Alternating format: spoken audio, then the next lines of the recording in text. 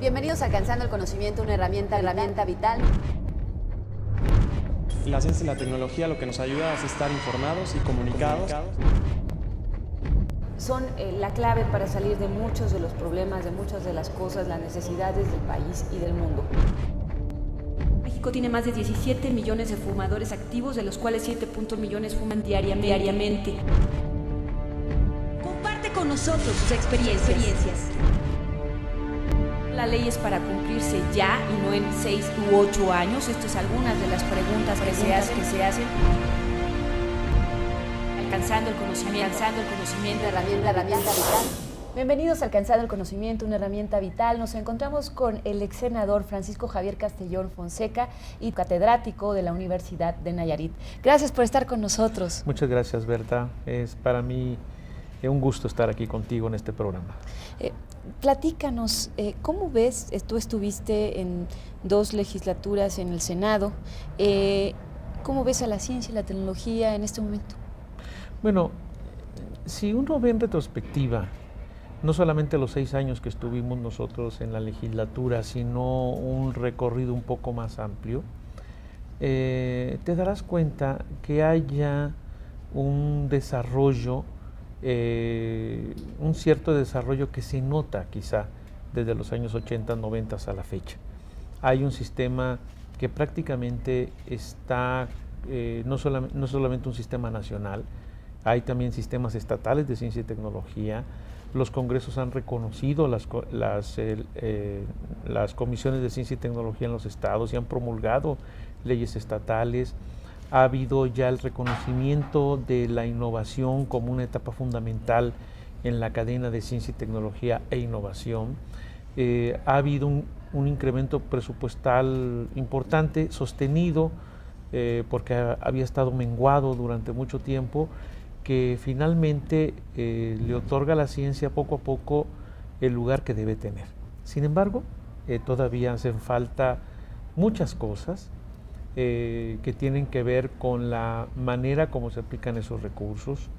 Creo que es importante la revisión de la organización del sistema de ciencia y tecnología, no solamente desde cómo está organizado CONACYT, no solamente si se requiere una Secretaría de Ciencia y Tecnología en nuestro país, pero también de cómo funcionan los fondos destinados a la ciencia. Claro. Los fondos sectoriales, sobre todo, son fondos que son los que más aportan a la inversión en ciencia y muchas veces o no se gastan o no tienen la transparencia que nosotros quisiéramos para saber el impacto que tienen. O sea, ¿esto estamos hablando de los fondos que manejan los estados? Las secretarías de Estado. Porque los fondos Estado mixtos son los que manejan los gobiernos de los estados. Entonces, aquí lo que yo quiero plantear es que a pesar de los avances innegables que ha tenido el sistema de ciencia y tecnología en nuestro país, es importante evaluar el sistema, evaluar la gobernanza del sistema, evaluar el papel de CONACYT y evaluar también el funcionamiento de los fondos. Creo que se puede tener mucho mayor impacto económico y social de los recursos que se han aprobado para la ciencia y tecnología que lo que actualmente tenemos. Y también es importante, y creo que ya se está haciendo, el tema de cómo seguir desarrollando las potencialidades de la ciencia y la tecnología en los estados de la República. Nada más para puntualizar aquí, entonces me estarías diciendo que hay estados de la República que tienen presupuesto para ciencia y tecnología y se lo gastan en otra cosa. No, más bien tienen presupuesto para ciencia y tecnología, pero es muy escaso y por lo tanto no tiene un mayor impacto económico y social. En el caso de varios estados de la República, hay estados, un número de 11 estados que concentran el 80% de la inversión en ciencia y tecnología. Pero hay estados, quizá la mayoría, cuya aportación no es muy amplia, a partir de los famosos fondos mixtos que son concurrentes. La federación pone un peso y los estados ponen otro peso. Como muchos estados de la República tienen carencias muy grandes, carencias básicas muy grandes, entonces el dinero que pueden aportar al tema de ciencia y tecnología es también poco, Por lo tanto, la federación aporta lo mismo y no hay un impacto real, económico y social. En estados donde hay ya potencialidad, una potencialidad científica muy grande. En nuestro país, Berta, ya no hay estados que tú digas están en extrema pobreza. Habrá población en extrema pobreza, pero todos los estados cuentan con una universidad estatal. Muchos tienen centros de investigación en sus territorios, y una gran parte también tiene ya empresas que hacen desarrollo tecnológico, así sea Chiapas, así sea Oaxaca, así sea Guerrero, así sea Tabasco, así sea Nayarit. Hay potencialidad científica en regiones donde, a pesar de que son pobres o donde hay mucha pobreza, sí hay sistemas que pueden levantarse, sí hay una inversión buena. Lo que me refería a los fondos sectoriales son los fondos como el Fondo de Energía, que aquí hemos platicado en tu programa desde que yo era senador. Sí. Fondos que fueron creados para impulsar la ciencia y los proyectos científicos en proyectos no solamente de petróleo, sino también de energías alternativas, y que no se ha impulsado por una sencilla razón. Nosotros creamos en la Ley de Derechos la creación del Fondo de Sustentabilidad Energética cuando estábamos en el Senado. Ese fondo, que es el 0.12% de la venta de petróleo, cuando ha aumentado el precio del petróleo, entonces aumenta también el fondo de energía. Es tanto lo que ha aumentado, eso se va directamente en fideicomiso, que Hacienda todos los años, la Secretaría de Hacienda, pelea con los legisladores, o al menos hay problemas con los legisladores, porque siempre quiere tomar una parte de ese fondo que va al desarrollo de la ciencia y tecnología en tecnologías de energía alternativa, lo quiera usar para otra cosa. Entonces, esa es solamente una pequeña muestra en el Fondo de Energía, pero también están los fondos en salud, los fondos que tiene la Secretaría de Marina, los fondos que tiene Educación, que necesariamente deben de tener una mayor transparencia y una evaluación de los impactos que tienen en esos sectores en nuestro país, Berta. Yo creo que ya llegó la hora de hacer una evaluación general de cómo está funcionando nuestro sistema de ciencia y tecnología. Claro, y entonces así la investigación en nuevas cosas, en cosas que pudieran funcionar para todo el país de una mejor forma, pues tendría otro camino, ¿no? Otros movimientos. Por supuesto. Yo digo, si de 3 a 7 mil millones de pesos que entran al Fondo de Energía cada año, comenzaran a abrir el abanico para apoyar proyectos que estén vinculados al tema de energías alternativas, al tema de tecnologías que usen energías alternativas, yo creo que nuestro país podría aportar un gran avance en muchos aspectos del uso de energías alternativas acá. Tenemos esa ventaja. Somos un país todavía, antes de que se nos acabe, un país petrolero, y tenemos de ese petróleo, tenemos una parte de dinero que está destinado a la ciencia y que todavía no se usa de manera efectiva. Entonces, estamos perdiendo tiempo y estamos perdiendo una potencialidad muy grande que yo creo que tienen los centros de investigación y las universidades mexicanas para desarrollar proyectos en ese sentido. Y aquí tocas un punto muy importante en la parte, por ejemplo, de la reforma energética. No solo es este dinero, sino también que a la ciencia y la tecnología mexicana no se le tome en cuenta en esa reforma. Porque la reforma tiene sobre todo una connotación económica. O sea, lo que quieren es dejar de depender de Pemex en las finanzas públicas del país, y finalmente realizar proyectos de inversión donde compartan utilidades con empresas extranjeras.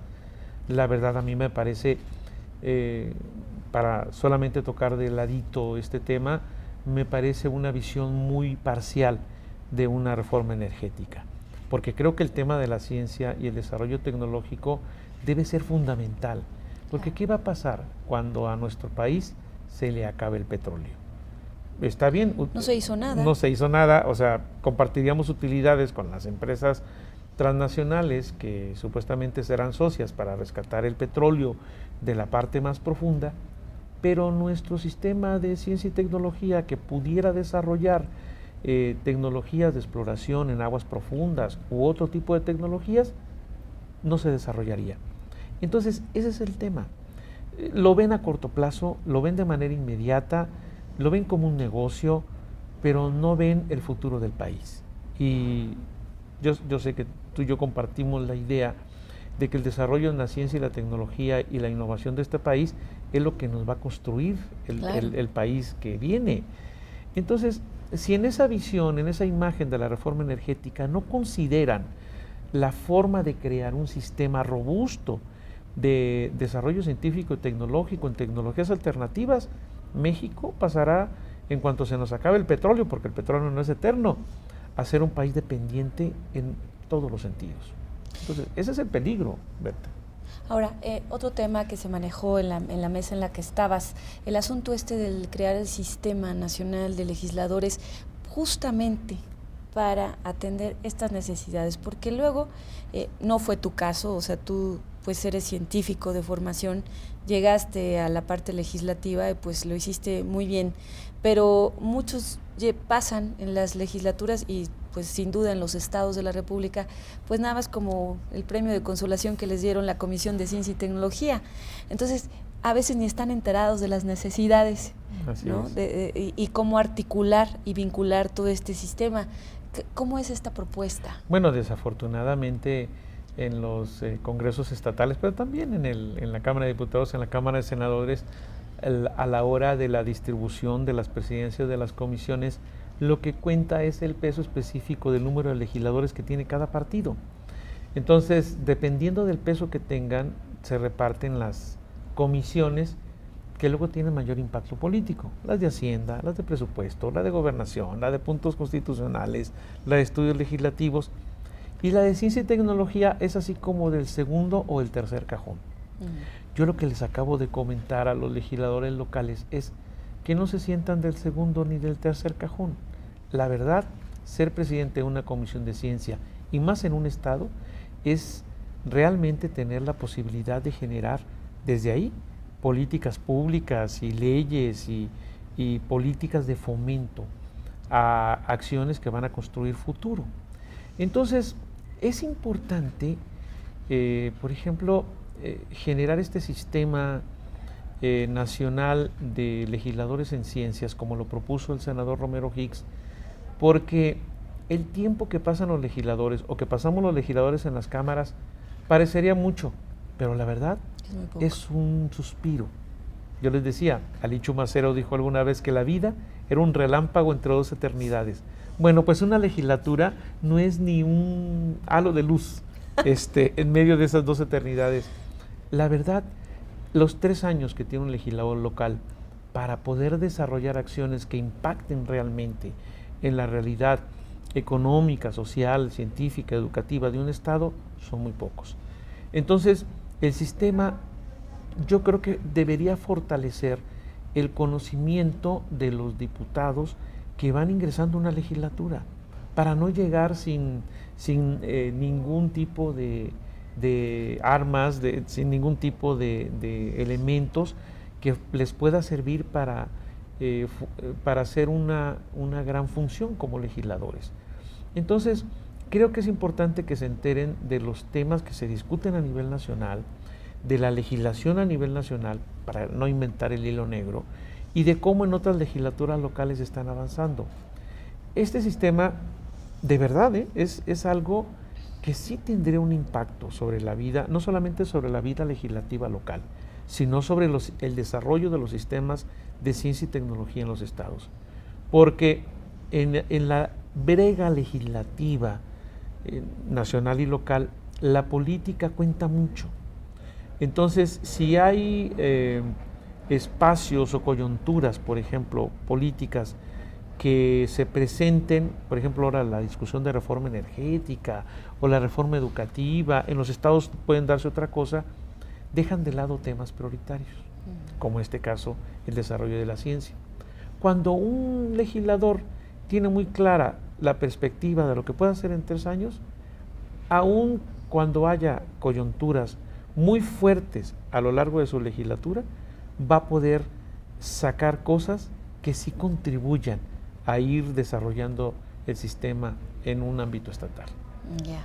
Y en ese sentido, cuando tú eras senador, platicábamos de la necesidad de mejorar la política científica. ¿Cómo la ves? ¿Cómo la podrías resumir? ¿Qué serían como los puntos en los que sería, los que habría que trabajar, aparte de los que manejaste al principio? Bueno, hoy hubo una buena discusión en el evento del Foro Consultivo de Ciencia y Tecnología. Creo que se ha planteado ya claramente la idea de hacer una revisión del funcionamiento del sistema en su conjunto, del papel de CONACYT, de la necesidad de generar opciones, ya sea que CONACYT cambie de manera de funcionar. Incluso Juan Carlos Romero Hicks hizo una crítica al funcionamiento del Consejo General que no hizo cuando era presidente de CONACYT, cuando era director de CONACYT, que era que el hecho de que el presidente vaya hace muy difícil el funcionamiento de un Consejo General. Está bien que el presidente esté, pero cuando el presidente está, nadie habla. ¿El presidente de la República? El presidente de la República, claro. El presidente de la República. No, pues nadie. Nadie habla. Y todo está muy bien. Y todo está muy bien. Entonces, el funcionamiento de la política debe de contar con organismos y obviamente con espacios que realmente contribuyan a hacer funcionar y avanzar el sistema.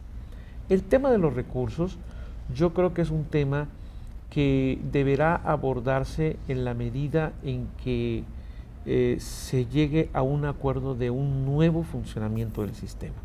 Yo creo que en ese momento en que se lleve ese acuerdo, creo que el tema de los recursos y de las fuentes del financiamiento de esos recursos podrán aplicarse mejor. Porque ¿de qué sirve de que haya entre 7 y 8 mil millones de pesos en un fondo de energía que luego ni se gasta y nadie supervisa? Entonces, el tema es cómo cambias el funcionamiento del sistema para que los recursos no solamente sean bien aplicados, sino que también sean observados con la mayor transparencia por todos los ciudadanos. Y tercero, cómo plantear una política desde la legislación y desde el Ejecutivo de fortalecimiento de los sistemas estatales. Es decir, debe haber una modificación de la manera de funcionamiento del sistema, los recursos deben aplicarse de otra forma, mucho más transparentes que ahora, y tercero, debe haber un fortalecimiento de los sistemas estatales, pero que les permita también mantener o tener apoyos, como alguna vez lo planteamos nosotros en el Senado, mayores apoyos a aquellos estados que tengan un rezago mayor. Claro. Y no necesariamente a quienes tengan un sistema consolidado sean los que reciban esos apoyos, para, evidentemente, con un esfuerzo y una supervisión muy clara, reforzar todas las potencialidades que tienen. Si nosotros logramos construir un sistema que funcione y que finalmente desarrolle muchas vías de la ciencia, la tecnología e innovación en el país, si logramos que los recursos se apliquen bien y sean transparentes, y logramos que esto permee en todo el territorio, Berta, estaremos del otro lado. O sea, estaremos ya encaminándonos a conformar lo que todo el mundo llama una verdadera política de Estado en la ciencia y la tecnología e innovación de este país.